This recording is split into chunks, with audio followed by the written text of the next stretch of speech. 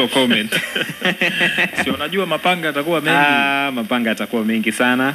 Lakini mwenyekiti wa bodi ya ligi kuu Tanzania TPLB Steven Mguto amewasilisha barua ya kujiuzulu wadhifa huo. Katika hatua nyingine, rais wa shirikisho la mpira wa miguu Tanzania TFF Wallace Karia amemsimamisha kazi ofisa mtendaji mkuu wa TPLB Almasi Kasongo.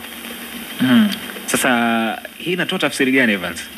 Hii inatoa tafsiri kwamba kuna vitu vilikuwa vifanyiki sawa sawa. Kama kipi? Si ndio yeye kwenye kutoa maamuzi? Yaani sehemu ambapo kwa mfano hao ndio watakuwa wamepanga, ambao wamepanga ratiba ya mechi inayofuata. Si ndio hao ambao wamenyolewa, wengine wanataka kujinyoa mechi ya tarehe 25. Ndio hao tarehe 25 kwenye mamlaka. Sasa inakuwaje tena unawanyoa watu kama hao ambao wamefanya maamuzi? Kwa sababu kama maamuzi waliyafanya tarehe 15 mechi ichezwe, kukawa kuna dalili kwamba mechi haiwezi kuchezeka, wakapanga tarehe nyingine ya tarehe 25. Tatizo liko wapi au kosa liko wapi? Mimi naamini ni kwa sababu walishindwa kusimamia tu taratibu za mchezo toka mwanzo. Yaani mpaka ili linafika hapa ni wao kutokuwa na maamuzi ya nini wanatakiwa kukifanya.